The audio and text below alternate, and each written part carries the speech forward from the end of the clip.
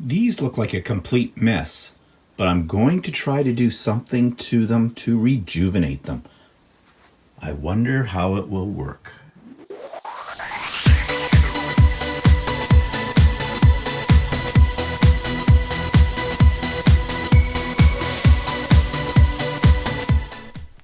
Good morning, everybody. It's Stephen here for Bland Designs, and welcome to my weekly vlog for Monday, November the 23rd, 2020. And this is vlog number 194, not 195, 194. And it's day 257 of COVID.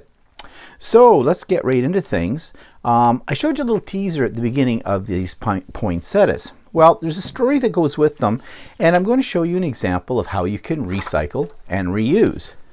And oftentimes when I find interesting things in the garbage, I like to pull them out and do something with them, which means that my house is full of garbage. No, not really, but there does come a time when you get too much of this kind of stuff with great intentions on doing something with them, and yeah, eventually they go back into the garbage. But not these.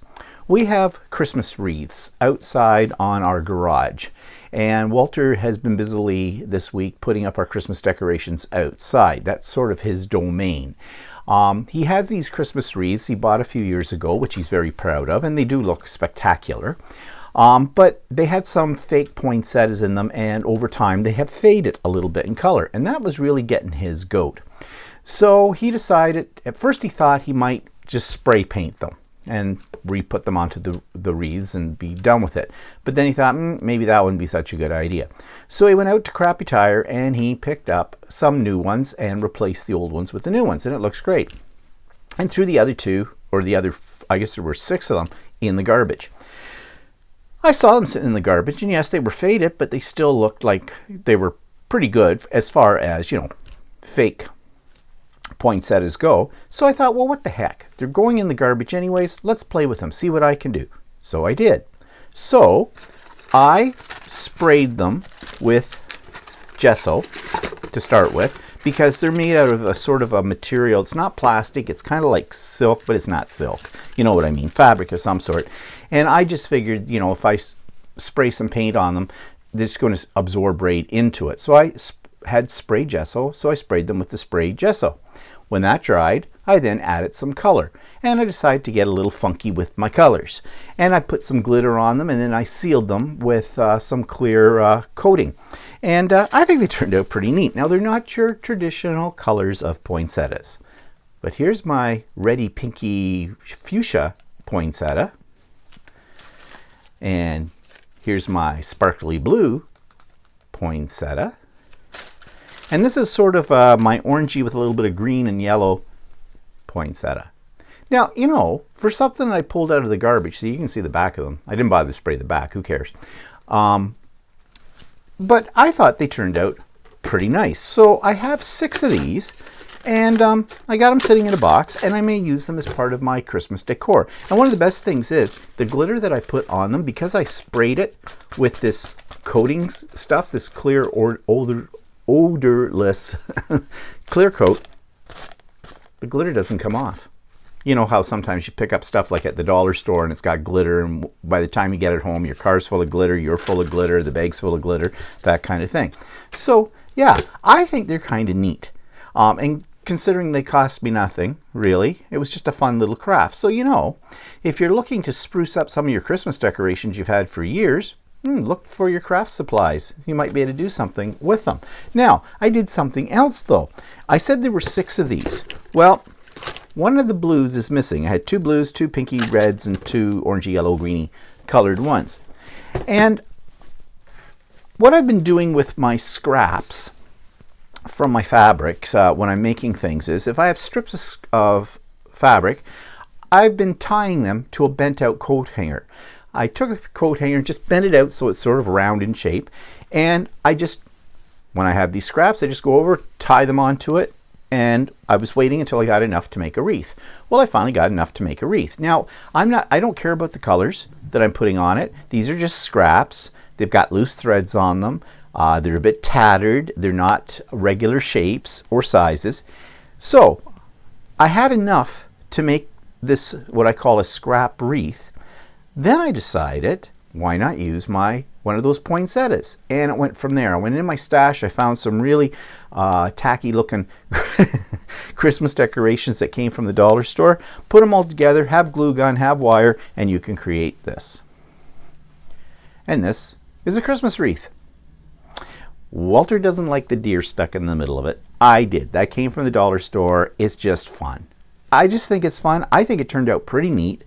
I like it. I really do. And it's all, like you can see the back, it's just tied scrap fabrics, and I wired in the poinsettia, and I just took my glue gun and glued the hell out of all these little decorations, these little fake poinsettias that are in here, and this greenery and stuff. All those things came from the dollar store. So again, another way to sort of upcycle some of your bits and pieces that would normally just go in the garbage. And of course, the dollar store is a great place for your Christmas decorations. We were talking about this on Stephen and Walter Live yesterday, and somebody said, yeah, all their Christmas decorations come from the Dollar Tree or the dollar store. And you know, I've got nothing against that, because even when you spend a lot of money on Christmas decorations, they essentially are made the same way. They're plastic with glitter. That's all they really are.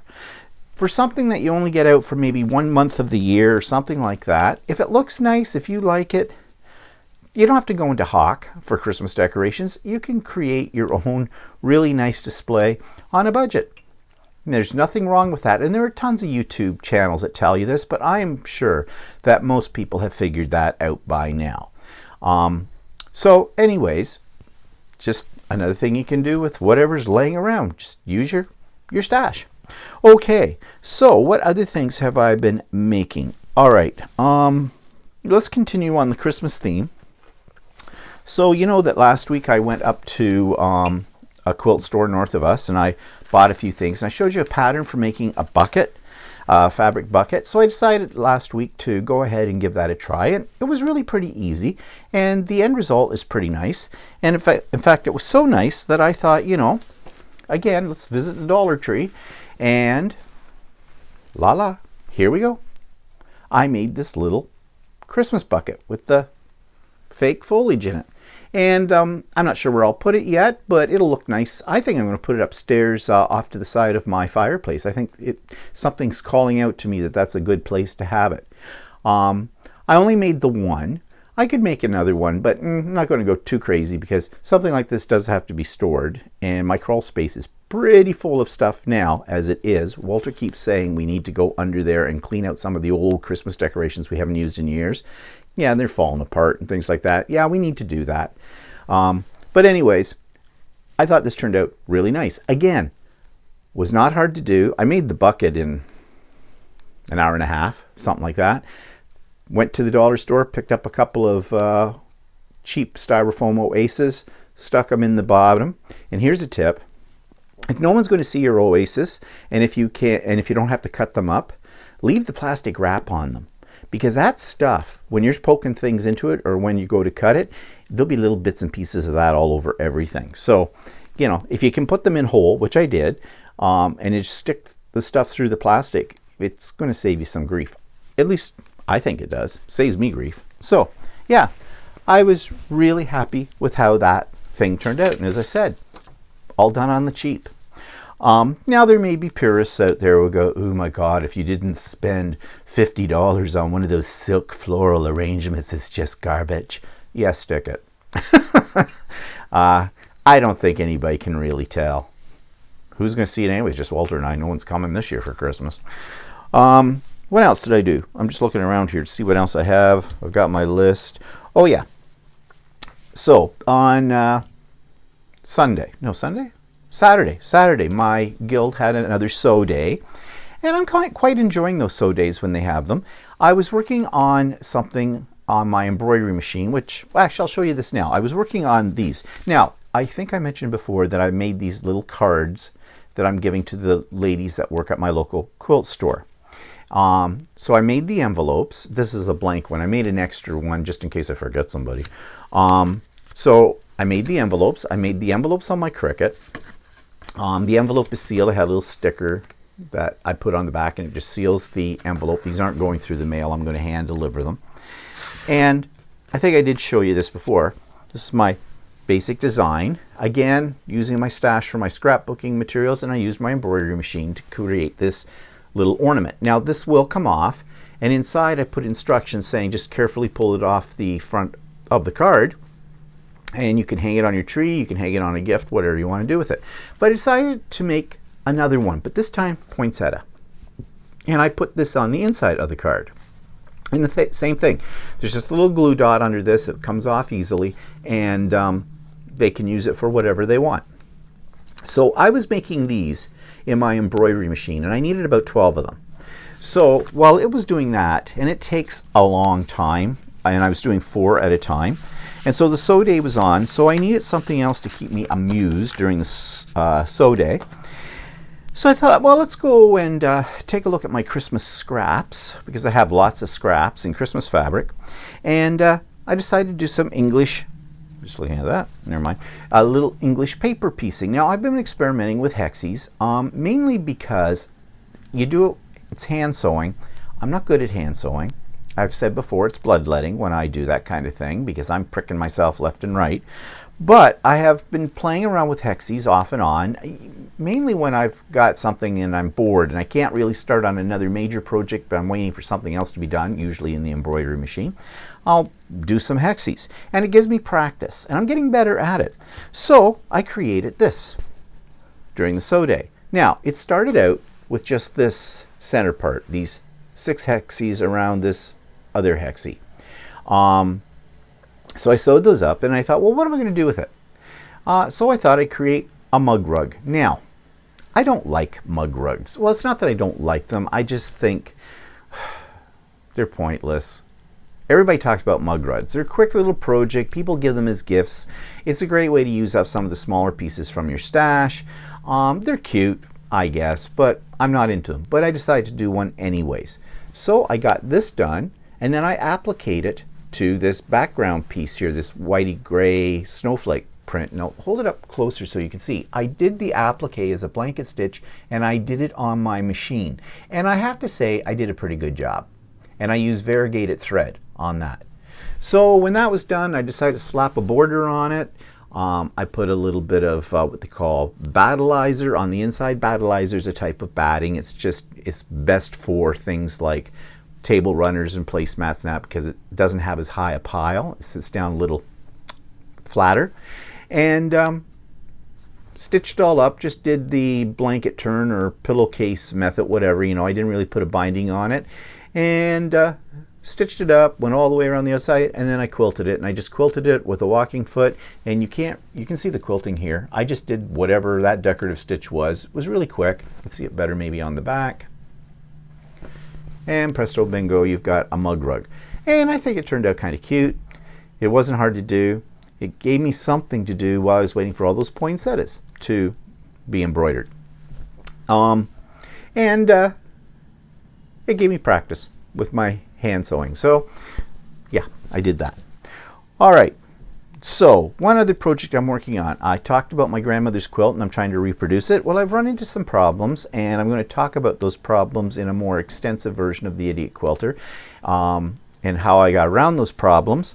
But I'm going to show you what it's looking like. I've done the first 2 rows. There are 16 rows, 12 blocks across, yet to do. So here's what it's looking like so far. I'll move back a little bit. And I think it's coming out quite nice, but I am cheating. And what I mean by that, these little half circles or semicircles, whatever you want to call them, I am not doing them in the traditional way. That block, the block that has the L shape here and the half circle, quarter circle in there, that is called a drunkard's path block. And there are rulers for this and templates, and I have them. And I have done this kind of thing before, only a little bit bigger block.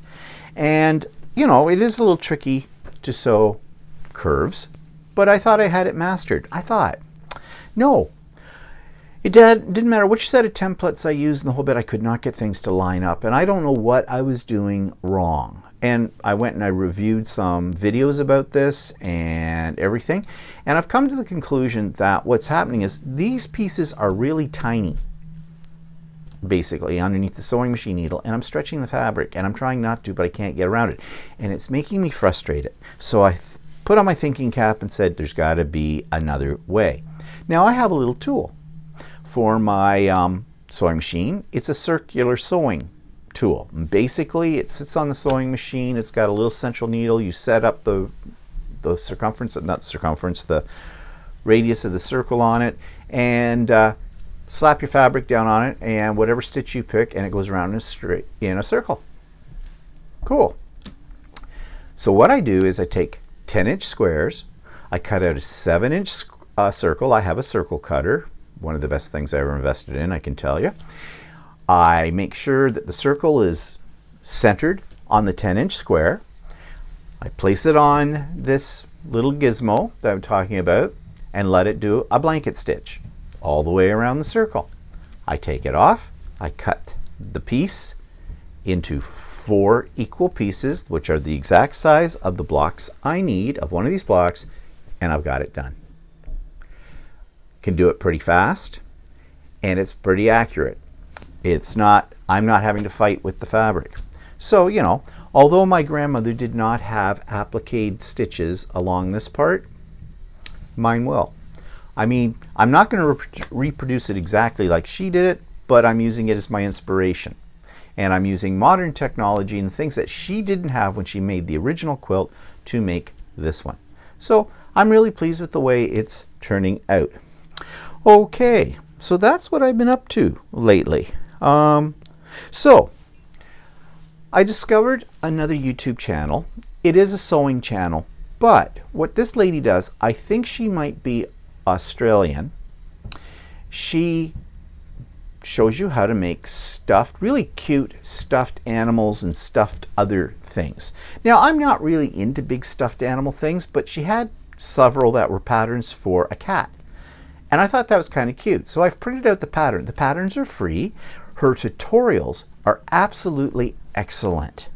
They are so well done and so clear. And she herself has got a really great personality. So here, check this out. This is my review of Pay It Forward. This week's YouTube channel is called Pay It Forward, and this is by a lady who I believe from her accent is probably Australian, and you know I love all things Australian.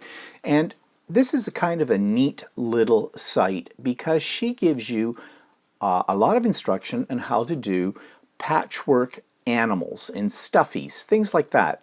Stuff that you might give as gifts to children or even to other friends. She provides free patterns for all of her tutorials, and they're just really fun, quirky, and something a little bit different. She has a great personality that comes through in her videos, and it's really a lot of fun to watch her create these various types of stuffies. So if you're looking for gift ideas at Christmas time, something like this might fit the bill. So check out Pay It Forward. So if you can sew, and even if you're a beginner, because her patterns, she takes you through it as though you're a beginner, so that's a good thing. You want to make something a little unique, something a little fun, try that. I'm going to try and make the cat at some point in time, just because it's another thing to learn. And it looks like it's pretty easy. Okay, so the link for Pay It Forward is in the show notes below. Link for Stephen and Walter Live is in the show notes below. I have an edition of an episode of the Idiot Quilter 89, which is where I talk about the templates that I've purchased and what I was using and the problems I was having with that. Plus I give you updates in there of things that I have bought, things more related to quilting and sewing and that kind of stuff. And there's a link for the book of the week that we'll come to shortly. So that takes us to what's pissing me off this week. And I called this episode Locked Up. Well, yeah, the inevitable has happened here in the area that I live in. Toronto is the epicenter for Canada for the greatest number of cases of COVID, and it has been steadily going up in the last month. Ever since after Thanksgiving, which was predictable, the numbers have been going up greatly. Like at one point we would have, well, in Toronto they would have something like 200 a day. Now they're up to something like 14, 15, 1600 a day. So this is not good. So our government, in their great wisdom, have decided they're locking down Toronto and one of the other areas close to Toronto. We live close to Toronto, but we have been put into what's called the red zone. Now, we have this lovely color-coded chart telling you what each zone is supposed to be and what the restrictions are in each zone. They paid somebody a lot of money to get out their box of crayons and make this because it is so ambiguous, the information that is there. I'll give you an example. Under personal health care, last week I went to the dentist. We were in the orange area. It said that anything that you could not remove your face mask in situations like that. Well, you can't clean my teeth and give me a checkup at the dentist if I'm wearing a mask. So I called the dentist and asked, what's going on? They said, no, they had the dental society, whatever they call it, dental association, they had their own rules that they were, she didn't use the word exempt, but basically they didn't have to follow those rules. They had their own strict rules. And yes, they did. I went to the dentist and everything was very, very safe. I can tell you that. They weren't taking any precautions. But of course, I had to remove my face mask once I was in the room with the dental hygienist for her to clean my teeth. But she was wearing an eye shield and a face mask, and yeah. So I wasn't too worried about the result there. But this is what I mean. It's very open-ended, each level. Well, they've decided that they've gone to the gray level for Toronto, which is lockdown. So that means basically you can't eat in a restaurant, you can't eat outside of a restaurant. You can get delivery, you can have pickup, but that's it.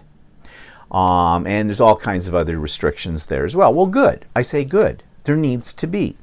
Now, we are now been raised to the red level, which is one level below gray. I have a feeling we will probably be going into the gray area very soon too, because cases here in my area are going up as well.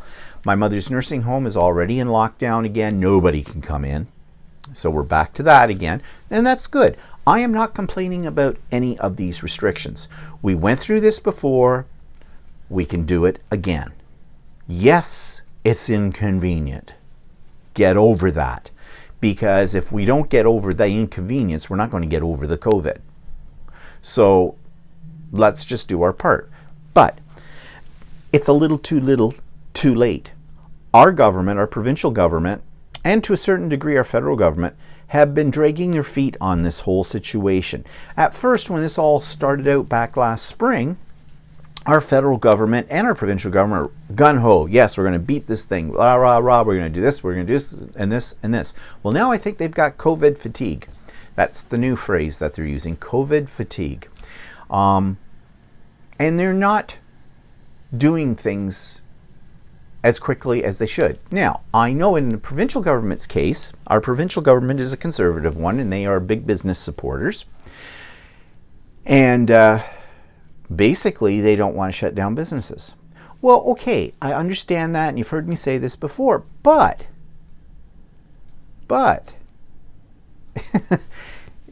if you are open, they will come. So, people are stupid. I thought it was just Americans that were stupid. Well, I'm wrong. We have stupid people in this country too. Really stupid people. And I'm sorry if I insulted some of my American viewers, but you know what I mean. We especially have stupid ones out in Alberta. They've just been incredibly stupid through this whole thing. I don't get it. It certainly opened my eyes up to the differences in the different areas of Canada. We're not all cut from the same cloth, even though we're all Canadians, But I guess people are people, and, in any society, you have stupid people. So what I'm worried about is there's two major holidays coming up. One is in the States, and that's Thanksgiving for the States. We've already done Thanksgiving. Of course, we had our numbers increase after Thanksgiving. People were told that they weren't supposed to congregate. They were only supposed to celebrate Thanksgiving within their own household with the people who live in their household. People did not do that. And so now we have more cases. Now we're paying the price. And then, of course, the other big holiday for all of us is Christmas. Okay, people, suck it up. I am so tired of listening to people going, well, I need to see Granny and Grandpa. What about Santa? I saw a thing from Newfoundland, okay? They were showing how they were handling the mall Santa, right? Sure, they were doing the mall Santa. Well, there was Santa sitting in his chair. Santa did not have a mask on, but Santa had a plexiglass wall. And then a few feet over, 6 feet over, was another plexiglass wall, and that's where the kids sat, and they could talk to Santa, and they were told to keep their masks on. Now, they had the photographer. He's wearing a mask. He's way back. He's using a wide-angle lens, apparently, because now kids can't sit on Santa's lap, all being very safe. And, you know, they have the option. The kids can take their mask off for the picture or leave it on. Now, I heard one parent they were interviewing say, yeah, I told the kids to leave their mask on because, you know, first, it's to keep them safe, and second of all, this is something unique. We want to remember this, you know, down the road. This was the year of COVID Christmas, okay? And although that's probably somewhat derogatory, I get it. We are living through something we've never lived through before in our generation, so yeah, and maybe down the road, this will be a reminder of the things we had to go through and, you know, remind us never to do that again, kind of a thing. But whatever. Well, you know, I say, screw Santa, mall Santas. I don't have children, okay? But I'm basing it on my own experiences as a kid. First of all, sitting on Santa's lap was not something I did very regularly as a little kid. Mainly because my parents didn't want to stand that long lineup. And, you know, quite frankly, I don't remember getting too uptight about it.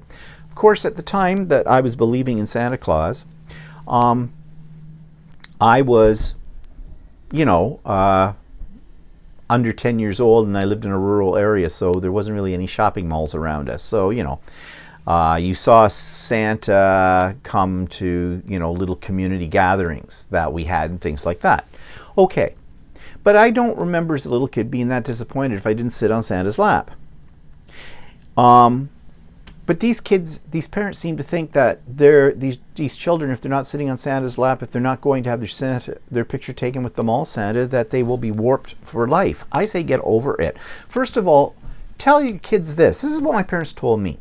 You know, when I got a little wiser, I still was believing in Santa, but I was getting a little questioning of him, and said, you know, Mom, how can Santa be in so many places at once? How does that work? My mother had an answer. She said, that's not really the real Santa. Santa has helpers at Christmas time because Santa can't be everywhere at once. So his helpers come and they help him out by playing the role of Santa. As a little kid, that made perfect sense to me, and I was just happy knowing that it may have been the fake Santa, but that was okay. Okay?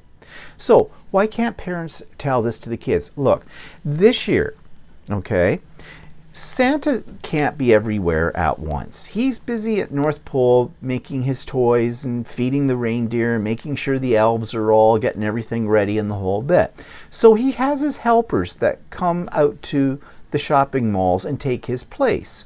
But because of COVID, we can't get very close to them. And in fact, I think this year we'll just skip that part. But we're still going to send your letter to Santa, and Santa will get it, and the real Santa will be here on Christmas Eve, so you don't have to worry about that. And Santa would want you to stay safe. He wouldn't want you to be sick for Christmas. Would you want to be sick for Christmas? No. I mean, I think with most kids, you could get away with that. I really do. I mean, kids aren't stupid, okay? But if you make a big to-do about it, then the kid's going to get upset. So there's a way that this is going to progress. But the big problem is going to be Christmas Day. People are still going to congregate outside of their bubble. They're going to extend things. They're going to do it. Why?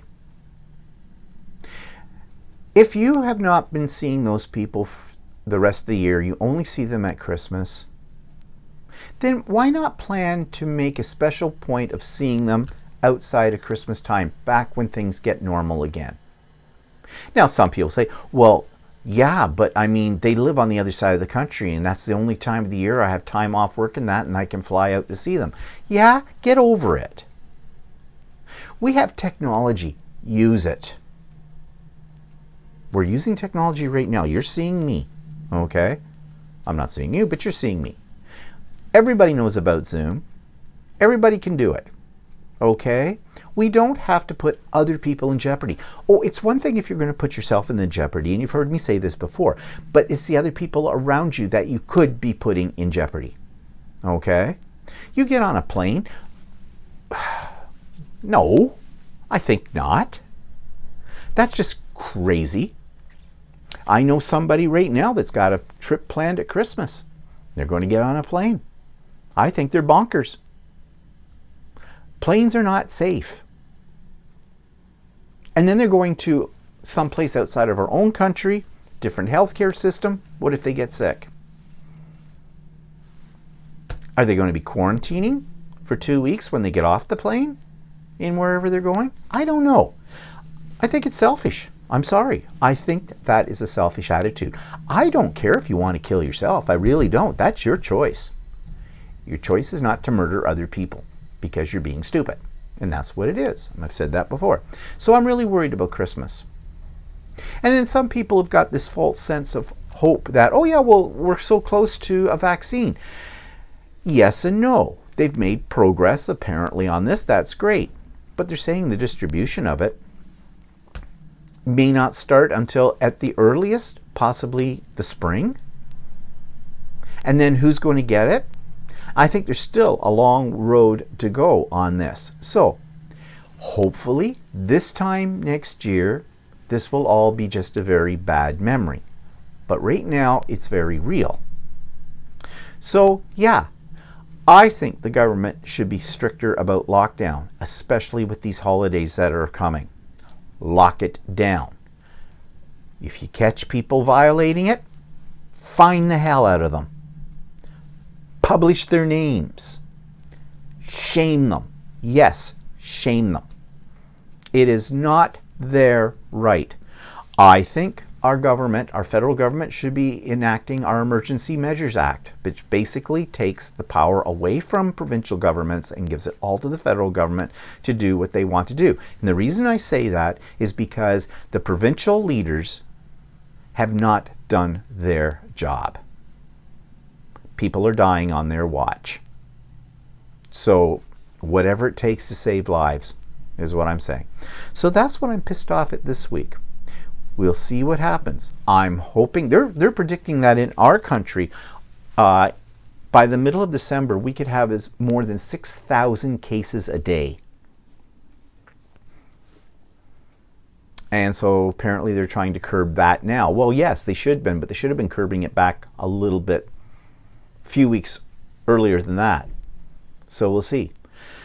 I don't get stupid people. I just don't. Okay. Let's move on to other things. So, bought a couple of toys this week, okay? Neither one are assembled yet, so I can't show them to you. We bought a ring. A ring is not a ring on your finger. It's a ring, it's a doorbell, but it's a video doorbell. They've been around for a while.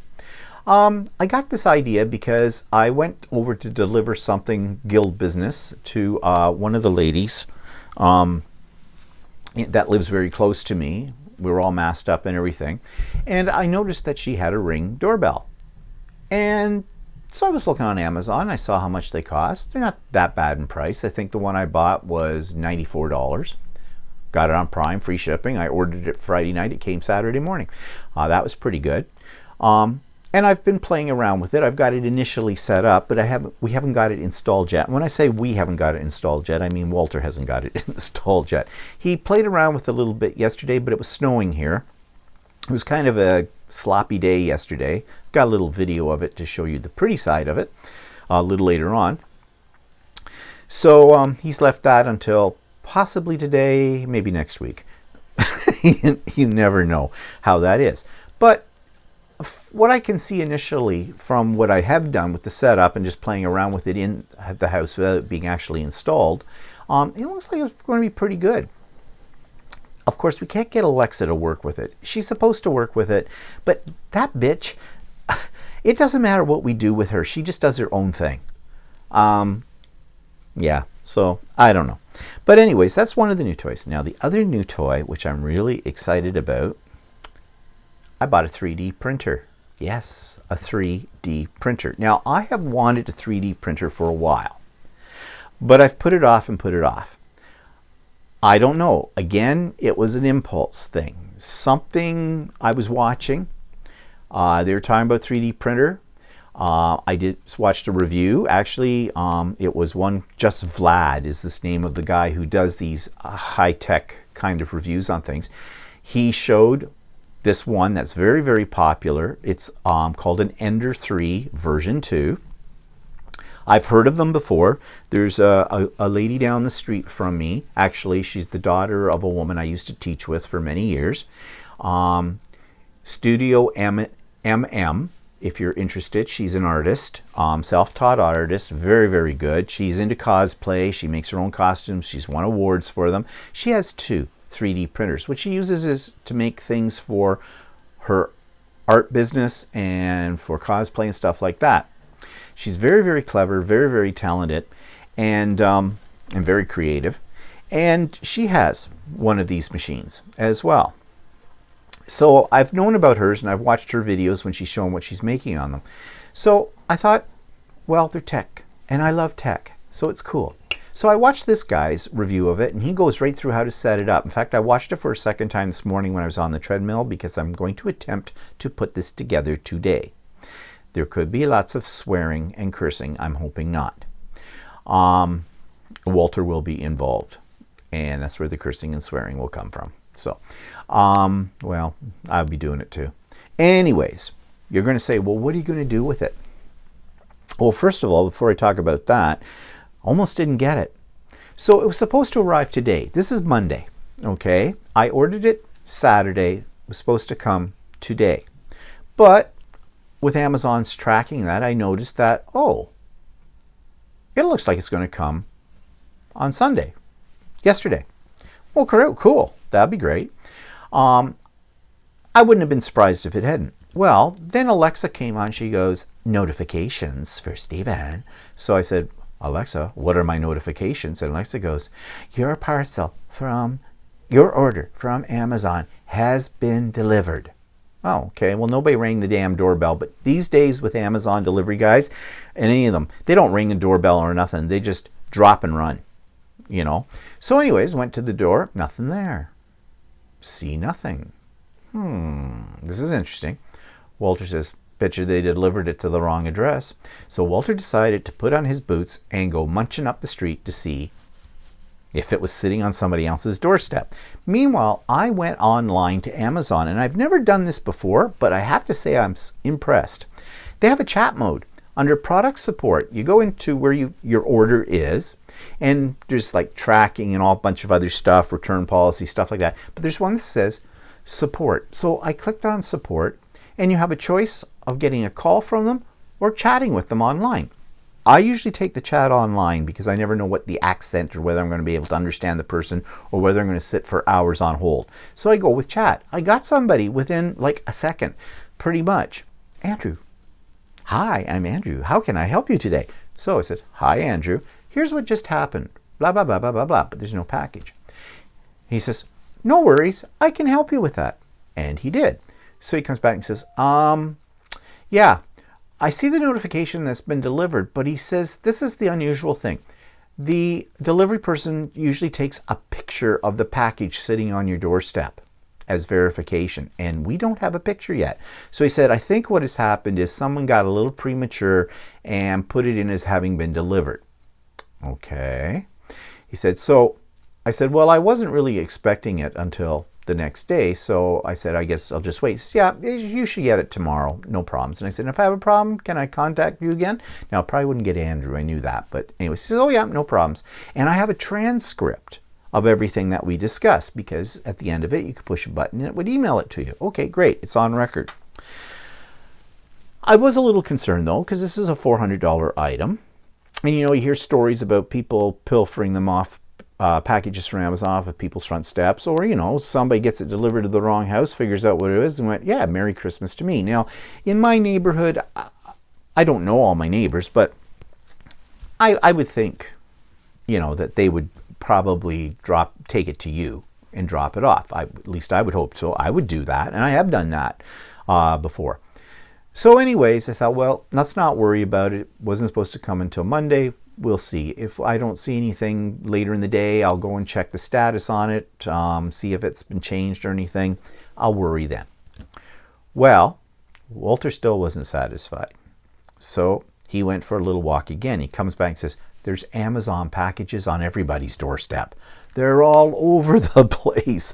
Everybody's got them. So I said, well, you can't go up and start checking out their packages to see if it's ours or not. Just leave it and we'll see. So we decided to watch some TV, and I hear the doorbell ring. This is an hour or so later. It's our neighbor next door. He says, I think this is for you. They delivered it to him. And so he had it and he brought it over to us, which was very nice. So we have it. It's sitting behind me. It's in a big box. I have not opened it yet.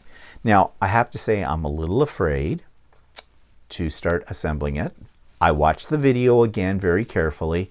I'm going to have the video sitting right next to me when I'm putting this together, and I'm hoping all goes well. But apparently, Walter, of course, did his usual due diligence and spent, you know, last night, the other day, reviewing everything, and his conclusion is, we got a good one. This is a good starter 3D printer. So, the question is, why do I need a 3D printer? I don't need it. I want it. Because it's high tech. I don't know what I'm going to make with it, although there's a lot of things that people have made and their files are up on the internet and they're free. In most cases, you just download them, plug them into the machine, and away it goes. People make very practical things with it. They make replacement parts for things. They make shelving units, all storage things, all kinds of things. And of course, they get into art as well. They make statues, and I guess Star Wars figurines are really popular. A lot of patterns for those out there and everything. So I am sure as time goes by, I will find needs for this. But I just think it's really cool. So next week, all goes well, on my vlog, I will talk more about it and probably have some pictures, maybe a little video of it and the whole bit to show you. I haven't done it yet, but I'm going to do a search and see if there's anything related to quilting, like quilting templates or something like that. Now, can I design my own things in it? Oh yeah, there's programs that allow you to do it. They're like AutoCAD, and I've never really used AutoCAD. I suspect there's a bit of a learning curve, and whether I'll get to that point where I can design my own things, maybe I might get to the point where I can take something and maybe add modifications to it. I don't know. We'll see. But it's a new toy, and it's new toys that keep my brain going. And you want to know something? As an aside, a lot of people shy away from technology and say, like people in my age group and older, because they feel they can't keep up. Well, I think that's what makes you grow old. There are 90-year-olds out there using their iPad and Zoom, okay? I wish my mother was one of those people, but she's not. Got her an iPad once. Yeah. She wouldn't even plug it in to recharge it. I'd go over to her place, that was before she was in the nursing home, and go, is your iPad working? Oh, I don't know. It's sitting over there. And I go, yeah, Mom, it's not working. Well, it won't come on. I said, Mom, it needs to be charged. I've talked to you about this. I had it all set up so she could charge it easily, and she never did. So, you know, I don't want to be one of those people. I have to admit, you get to a certain age and technology does scare you a little bit. You go, oh, there's stuff I have to learn. But I think learning is what keeps us young, you know, keeps our brains going. I think that's what we have to do, is keep our brains going. You know, I don't want to be sitting in a corner in 10 years' time drooling, you know, no. So that's the way I look at these toys out there that I buy. They are a challenge. Ooh, I hear the shower going upstairs. This is 8:44 in the morning. Walter doesn't usually get up until about 11:30 in the morning. So he did say, well, wake me up, he says, and I'll get up early so I can, help you put the 3D printer together. He's just as excited about this as I am, because Walter's a techie too. So we'll see. Well, if we lob off one or other's arm while we're doing this out of frustration, we have a 3D printer. We'll print a new arm. Easy. Okay, so those are the new toys that I'm excited about. Book of the week. Let's go there. Creative Correspondence. Love this book. When I was teaching and I came upon this book, it was great. How to make, I was an English teacher, right? So you're always looking for things to stimulate the kids' imaginations on stuff they don't like grammar. Well, this little booklet shows you how to make all kinds of really cute, usually just a single sheet or two of paper, little albums. And I use this a lot in my class, and the kids loved it. That's one that I made. That was really fun for a writing assignment. It all folds up in its own little envelope. The kids love doing these things, and adults do too, because if you're somebody who likes to send things out in the mail to people that are a little unique, well, this book has it in here. It's just very inspiring. I used it a lot, and I forgot I had it since I retired from teaching. And found it the other day and thought, well, yeah, I needed to share this with you. So it's called Creative Correspondence. It's by Michael and Judy Jacobs. I paid $29.99 for it Canadian. It's listed as $19.99 US.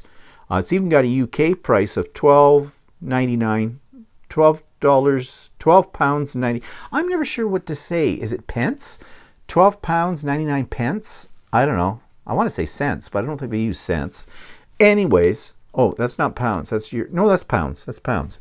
Anyways, you can get it on Amazon.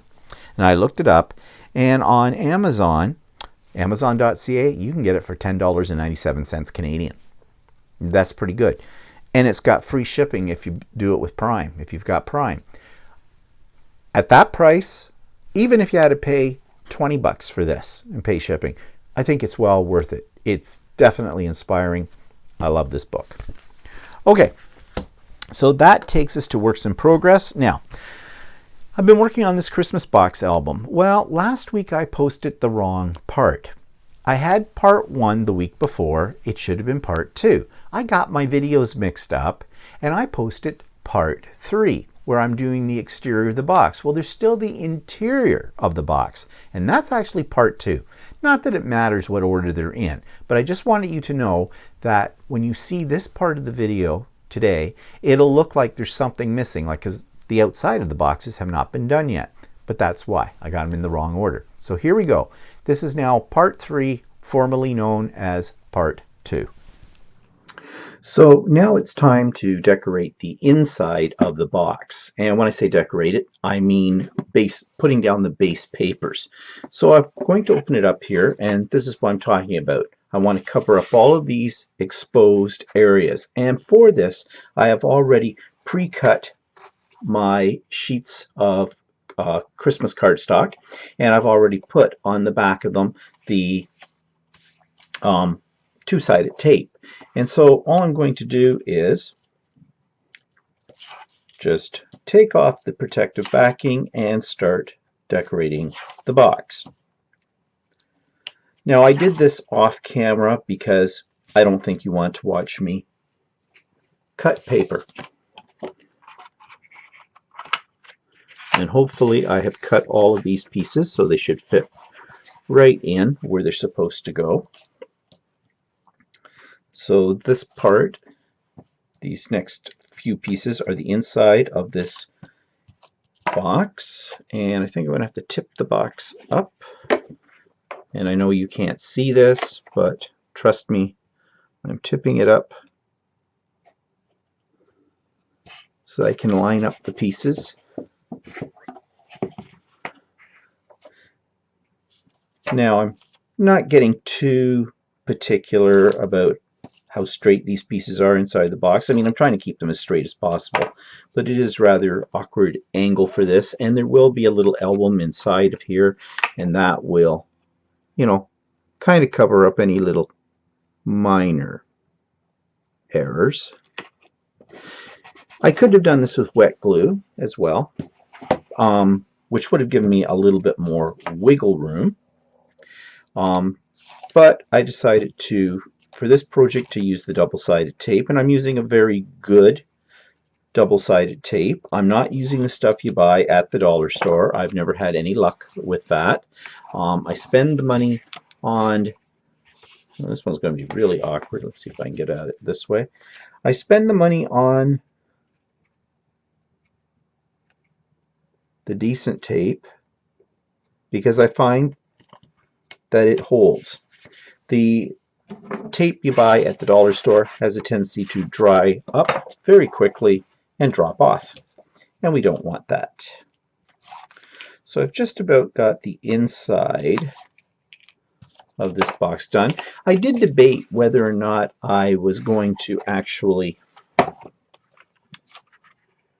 do the inside of the box, because I thought, well, you know, who's going to really see it? But when you open it up, I think it just gives it a very nice finished look. Try to show this to you. So that's the inside of the box done. Now, the outside of the box, I have pre-cut my strips and make sure I get the right ones. I think these are the ones I cut for. Yeah, these are the ones that I cut for the edges here. I've already done the outside here. And you may notice that I'm using my pokey tool, my paper piercing tool, to pull the tape off, because I don't have any nails, and I just find that works a lot easier.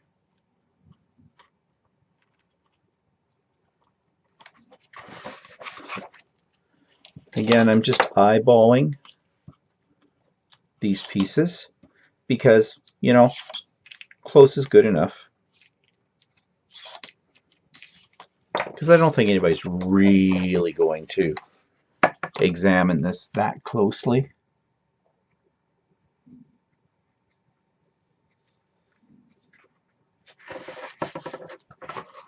Okay, so I've got the outsides all done, and now I have to do these two little parts. And again, I've got my pre-cut. Make sure these are the right ones. Yes, they are. These should be a little easier to lay down, since this part of the box is a little bit more accessible. And I've left a little, I've cut these down just slightly smaller than the space they're going in to act like a border. And I am going to go around the edges of all of these with my ink. And I did this to all of these pieces as well before I glued them down.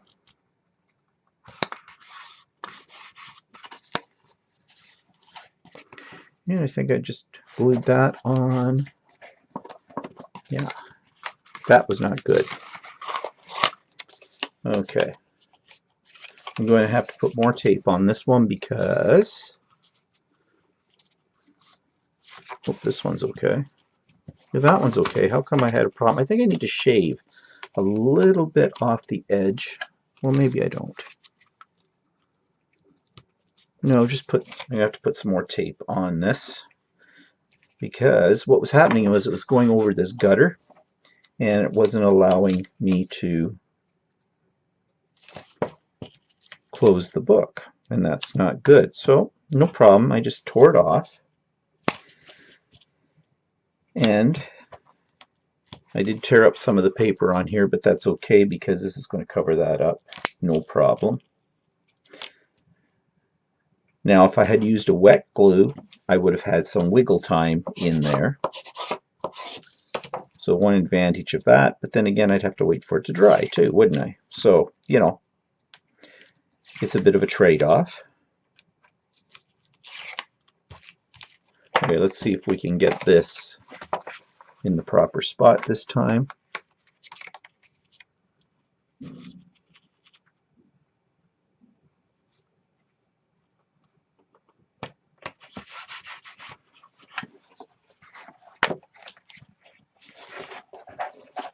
still got a little problem. I probably should have cut this down more, but what I'm going to do is I'm just going to try and score it into the edge of the box.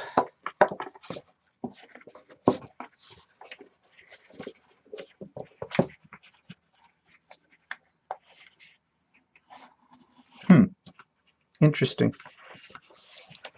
Okay, I'm going to have to do probably cut another piece and cut this down a little bit smaller, so you don't need to watch that. I'll be back in a second. Okay, I fixed the problem. I had to shave off a little bit, just a small sliver off the edge of this, and retape it and put it in, and now my lid shuts fine. Okay, I just got these two pieces to put on.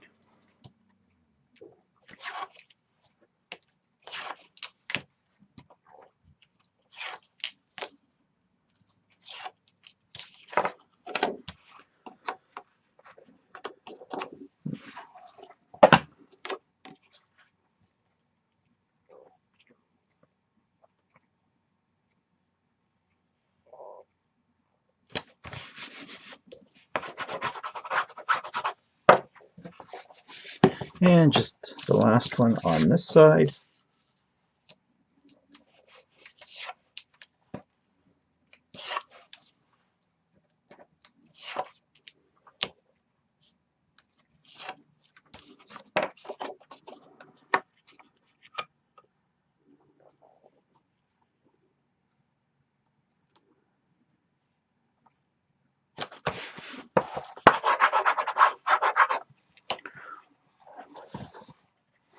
Okay, so I've got the inside of the box all decorated. Let's get these out of our way.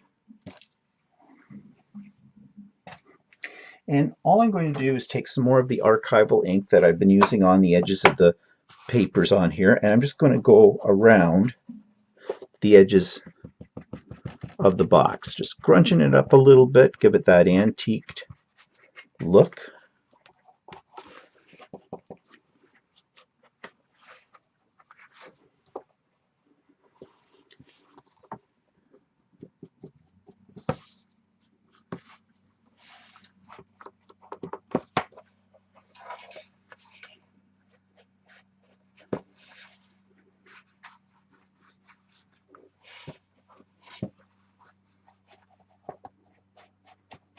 And there we go. Maybe a little bit more down here. And that's looking pretty good. So I have the outside and the inside of the box done with the basic papers. Now comes the embellishing. And I think I'm going to start the embellishing on the inside of the boxes first. Not this one so much, because I've already done, I did not do the sides of this one just because it's a very awkward space. I could do that, but I don't think I'll bother. I'm just going to leave it as it is. So what I'm talking about next, oh, I just realized something. I forgot to cut a piece for here. So I need a piece for there. So I will do that and I'll come back in a second.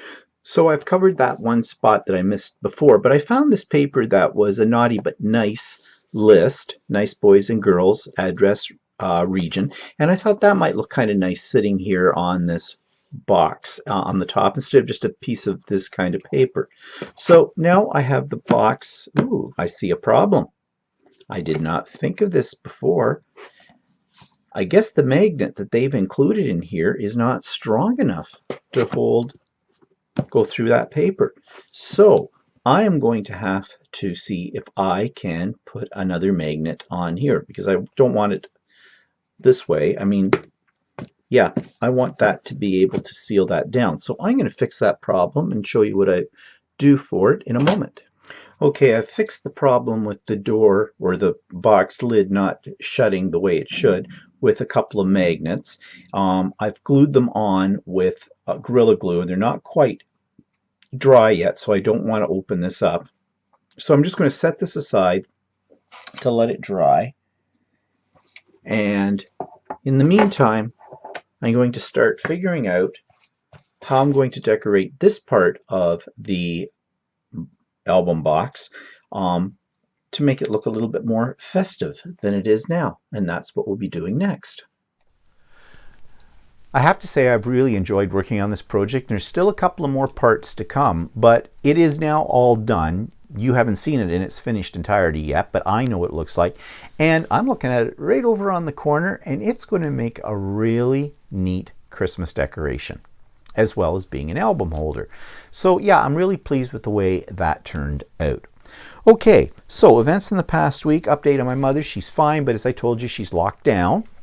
But I haven't been able to go over and see her at all anyways. I talk to her every week on the phone, as you know. And we do have a scheduled sort of Christmas visitation for the 22nd of December. I have a feeling that's not going to happen. But I've spoken to my sister about that and said if they cancel that out because we're still in lockdown or whatever, then I'll just phone them up and make arrangements to deliver the things that we're going to get her for Christmas and do her quilt swap out kind of a thing. Said I'm pretty sure we can do that. But won't worry about it until we get a little closer to the date, and then we'll go into action. But I talk to her every week. She's fine. Okay. What else? I already mentioned the dentist. I hate going to the dentist. This time too, I knew that they were going to do an extensive checkup. Usually when I go every nine months. They'd love me to go every 6 months. No, 9 months. I used to go only once a year because that was the way my insurance worked when I was teaching. And now the insurance I have, I can go every 9 months. In fact, I think I can go every 6 months, and they know that. Don't they know that? But 9 months is good. I look after my teeth. I'm very concerned about my teeth. I want to have my teeth still in my head when I'm 90, if I get there. I don't want to have teeth like my parents because they had really bad teeth. And so, but I have a fear of the dentist. It comes from my childhood. It isn't irrational. But anyways, I went and they did the cleaning. Then they did all these x-rays, and they did this one x-ray that goes right around your head. It's kind of a weird machine. You go in, it's got like a clamp on it. It felt like one of those Kewpie dolls and one of those things where they drop the claw down to pick them up kind of a thing. Because that's what it was like. And then the dentist himself came in and he did a very thorough examination of each tooth. It's kind of unnerving because he's got code. He's saying to his assistant, MOD on number 4, blah, blah, blah, blah, on number 6. And you're going, geez, if he'd said, you sunk my battleship, I would have understood it. Anyways, I'm fine. My teeth were looking good. Everything was great. So that made me happy. And $500 later, no problem. Dentists are not cheap. But luckily I have an insurance thing that I pay into every month, that Walter and I pay into, and it covers 85% of that. So I pay them up front. I think it was $485 was the total. I pay that up front, but they do all the filing to the insurance company, all electronically. It's boom, bang, and it comes back and tells me what to expect, and it'll be automatically deposited into my bank account. Probably should be there today, I would think. And I'm getting back $405 out of that $485, so that's pretty good. $80, for all of that. So, yeah, I can complain about it, but I'm just glad I have insurance. Because, otherwise, no, your teeth are just going to drop out because you can't pay for it. Okay, so that was a highlight of the week. Not really.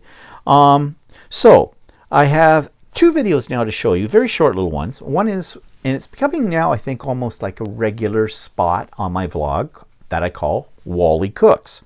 And this week, Wally cooked German. So Walter's making spezzle, which he's made before, but he's got this new toy. It's a spezzle maker. It's different from the one we usually use. And what, you think it's a little too thick? It's not going through enough? Yeah, well, I was looking at it right now. A spezzle recipe, and it seems to be thinner than what I use. So this is a thinner one? Actually, it doesn't. It looks like no, it's not a thinner one. This is my regular recipe. Oh.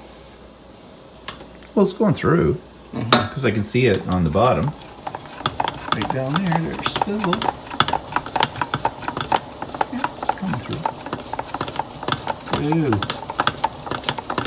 Looks like snot. So if you don't know what Spezzle is basically a type of noodle. It's a German thing, because we're having schnitzel tonight. I love Spezzle. So the idea is you boil this for a few minutes, and this is what you get, and this is Spezzle. It's like almost like a pasta. Yeah, but it's not. Well, it's the same ingredients as pasta. Oh. Yeah, but it's all like little bits. Yeah. Little bits of Spezzle. They call it Spezzle because it looks like spit. No, I don't think that's what it is. No, it's little dumplings in German. Little dumplings in German, okay. Now I realized when I inserted that video that the final part got cut off. Actually, it's kind of funny. I should have left it in there because you might have got a laugh out of it, but it was kind of gross. I did have a part showing the very finished product when we were sitting down to eat it. And for some reason, I must have hit the stop button right after I hit the go button on the phone. All you hear is, this is the rude part, I guess I burped.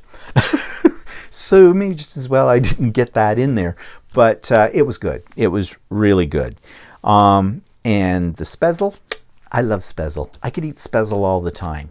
So now the other video I want to show you is we got our first significant snowfall yesterday. And as I look out my window right now, it has not gone away yet. Like significant enough that things have to be shoveled and that kind of thing. Now it's supposed to get a little warmer today, and they're even talking about rain. So this probably will disappear very quickly.